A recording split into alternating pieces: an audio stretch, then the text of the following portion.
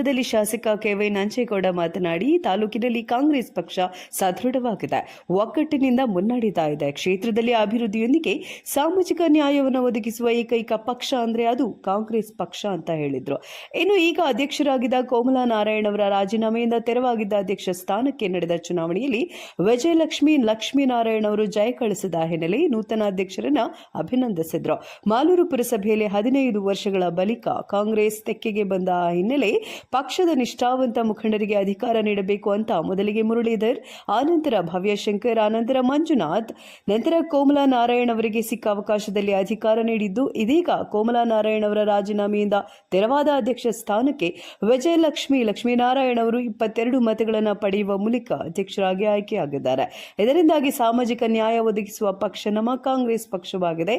ಇದಲ್ಲದೆ ಹಲವಾರು ಗ್ರಾಮ ಪಂಚಾಯಿತಿಗಳಲ್ಲಿ ಅಧ್ಯಕ್ಷರ ಸ್ಥಾನ ನೀಡಿದ್ದು, ಹಾಗೆಯೇ ಯೋಜನಾ ಪ್ರಾಧಿಕಾರದ ಅಲ್ಪಸಂಖ್ಯಾತ ಮುಖಂಡರನ್ನ ಕೂಡ ನೇಮಿಸಿದ್ದು, ಈ ರೀತಿ ಅನೇಕ ಸಂದರ್ಭಗಳಲ್ಲಿ ಪಕ್ಷದ ಕಾರ್ಯಕರ್ತರಿಗೆ ಅಧಿಕಾರ ನೀಡಿದ್ದು, ಅದಲ್ಲದೆ ರಾಜ್ಯದಲ್ಲಿ ಕಾಂಗ್ರೆಸ್ ಸರ್ಕಾರ ಬಂದ ಮೇಲೆ ತಾಲೂಕಿನ ಅಭಿವೃದ್ಧಿ ವಿಚಾರದಲ್ಲಿ ಯಾವುದೇ ರಾಜಿ ಇಲ್ಲದೆ ಸಾವಿರಾರು ಕೋಟಿ ರೂಪಾಯಿ ಅನುದಾನ ತಂದು ಹಲವಾರು ಅಭಿವೃದ್ಧಿ ಕಾಮಗಾರಿಗಳಿಗೆ ಚಾಲನೆ ನೀಡಿದ್ದು, ಈಗಾಗಲೇ ಕೆಲವು ಅಭಿವೃದ್ಧಿ ಕಾರ್ಯಗಳ ಉದ್ಘಾಟನೆಯೂ ಆಗಿದೆ. ಮುಖ್ಯವಾಗಿ ಕೆಲವೇ ದಿನಗಳಲ್ಲಿ ಮಾಲೂರಿನ ಬಸ್ ನಿಲ್ದಾಣ, ರೈಲ್ವೆ ಸೇತುವೆ, ಚತುಷ್ಪಥ ರಸ್ತೆ, ಪಟ್ಟಣದ ಮುಖ್ಯ ರಸ್ತೆಯ ಮೇಲ್ಸೇತುವೆ ಕಾಮಗಾರಿಗಳಿಗೆ ಮುಖ್ಯಮಂತ್ರಿ ಸಿದ್ದರಾಮಯ್ಯ ಅವರ ಕೈಯಲ್ಲಿ ಗುದ್ದಲಿ ಪೂಜೆ ನೆರವೇರಿಸಲಾಗುತ್ತೆ. ಅದಲ್ಲದೆ ಆಶ್ರಯ ಸಮಿತಿ ಯೋಜನೆಯಲ್ಲಿ ಅರ್ಜಿ ಸಲ್ಲಿಸಿರುವ ಅರ್ಹ ಫಲಾನುಭವಿಗಳಿಗೆ ಹಕ್ಕುಪತ್ರದೊಂದಿಗೆ ಮನೆ ಮಂಜೂರಾತಿ ಪತ್ರವನ್ನು ಮುಖ್ಯಮಂತ್ರಿಗಳ ಕೈಯಲ್ಲಿ ನೀಡಲಾಗುತ್ತೆ.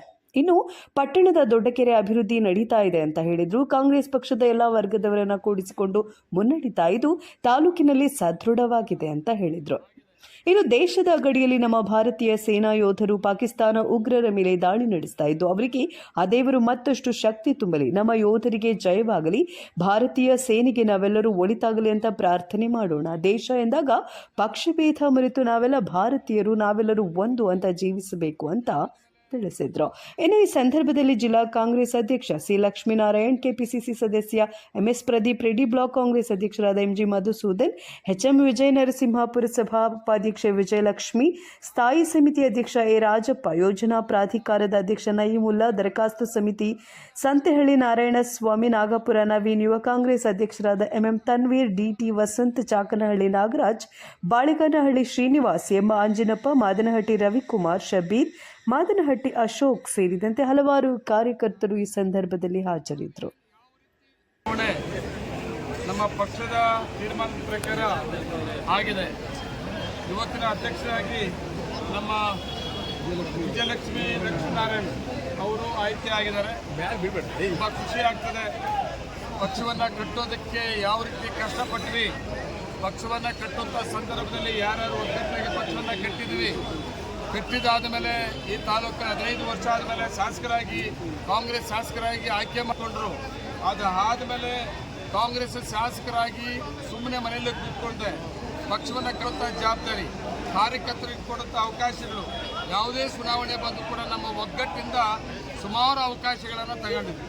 ಅದೇ ರೀತಿ ಮಾಲೂರು ಪುರಸಭೆಯನ್ನು ಕೂಡ ಸುಮಾರು 15 ವರ್ಷ ಆದಮೇಲೆ ಕಾಂಗ್ರೆಸ್ಸಿನ ಆಡಳಿತವನ್ನು ತಗೊಂಡಂಥ ಸಂದರ್ಭದಲ್ಲೂ ಕೂಡ ಕಷ್ಟಪಟ್ಟು ನಮ್ಮ ಒಗ್ಗಟ್ಟಿದ್ದರಿಂದ ಪುರಸಭೆ ಆಡಳಿತವನ್ನು ಕಾಂಗ್ರೆಸ್ಸಿನ ಆಡಳಿತವನ್ನು ತಗೊಂಡಾದಮೇಲೆ ಯಾವ ರೀತಿ ನಾವು ತೀರ್ಮಾನ ತಗೊಂಡ್ವಿ ಪಕ್ಷ ಮತ್ತು ನಾವು ನಾಯಕರುಗಳು, ಆ ತೀರ್ಮಾನ ಪ್ರಕಾರ ಮೊದಲಿಂದ ಆದಂಥ ಅಧ್ಯಕ್ಷರೆಲ್ಲರೂ ಕೂಡ ಅದು ಮುರಳಿ ಆಗಿರ್ಬೋದು, ಮುರಳಿ ಆದಮೇಲೆ ಭವ್ಯಶಂಕರ್ ಆಗಿರ್ಬೋದು, ಮಂಜು ಆಗಿರ್ಬೋದು, ಅದಾದಮೇಲೆ ಕೋಮಲಾ ನಾರಾಯಣ್ ಅವರಾಗಿರ್ಬೋದು, ಮತ್ತು ಅದಾದಮೇಲೆ ಇವಾಗ ವಿಜಯಲಕ್ಷ್ಮಿ ಲಕ್ಷ್ಮೀನಾರಾಯಣ ಆಗಿರ್ಬೋದು. ಅಷ್ಟು ಸಲೀಸಲ್ಲ. ಇವೆಲ್ಲ ಆಗಬೇಕಾದ್ರೆ ನಮ್ಮ ಒಗ್ಗಟ್ಟು ಪಕ್ಷ ಇದ್ದಾಗ ಮಾತ್ರ ಸಾಧ್ಯ ಅನ್ನೋದಕ್ಕೆ ಉದಾಹರಣೆ ಇವತ್ತು ನಾವೆಲ್ಲರೂ ಕೂಡ ಭಾರತೀಯರು. ಈ ವಾರಲ್ಲಿ ನಾವ್ಯಾರು ಕೂಡ ಪಕ್ಷ ಭೇದ ಮರಿಬೇಕು. ಬಿಜೆಪಿ ಇಲ್ಲ, JDS ಇಲ್ಲ, ಕಾಂಗ್ರೆಸ್ ಇಲ್ಲ, ಯಾವುದೇ ಪಕ್ಷ ಇಲ್ಲ. ನಾವೆಲ್ಲರೂ ಭಾರತೀಯರು. ಆ ಯೋಧರಿಗೆ ನಾವೆಲ್ಲರೂ ಶಕ್ತಿಯನ್ನು ಕೊಡಬೇಕಾಗ್ತದೆ. ಇವತ್ತು ಆ ಪಾಕಿಸ್ತಾನವನ್ನು ಮೆಟ್ಟಡಬೇಕಾಗ್ತದೆ, ಅವರ ಗರ್ವವನ್ನು ಭಂಗ ಮಾಡಬೇಕಾಗ್ತದೆ. ಅಂಥ ಕೆಲಸವನ್ನು ನಮ್ಮ ಯೋಧರು ಪ್ರಾಣಗಳನ್ನು ಬಲಿ ಕೊಟ್ಟು ಇವತ್ತು ನಮ್ಮ ದೇಶವನ್ನು ಕಾಪಾಡ್ತಾ ಇದ್ದಾರೆ. ಈ ಸಂದರ್ಭದಲ್ಲಿ ನಾವೆಲ್ಲರೂ ಕೂಡ ಭಾರತೀಯರು, ನಾವೆಲ್ಲರೂ ಕೂಡ ನಿಮ್ಮ ಜೊತೆಲಿದ್ದೇವೆ. ಯಾವುದೇ ಸಂದರ್ಭದಲ್ಲಿ ನಮ್ಮ ಯೋಧರು ಯಾರು ಕೂಡ ಕುಗ್ಗೋದು ಬೇಡ, ನಾವೆಲ್ಲ ನಿಮ್ಮ ಜೊತೆಲೇ ಇರ್ತೇವೆ ಅಂತೇಳಿ ಈ ಸಂದರ್ಭದಲ್ಲಿ ನಾನು ಕೂಡ ಒಂದು ತಾಲೂಕಿನ ವತಿಯಿಂದ ಒಂದು ಸಂದೇಶವನ್ನು ಕೊಡ್ತಾ ಇದ್ದೀನಿ. ನಮಸ್ಕಾರ.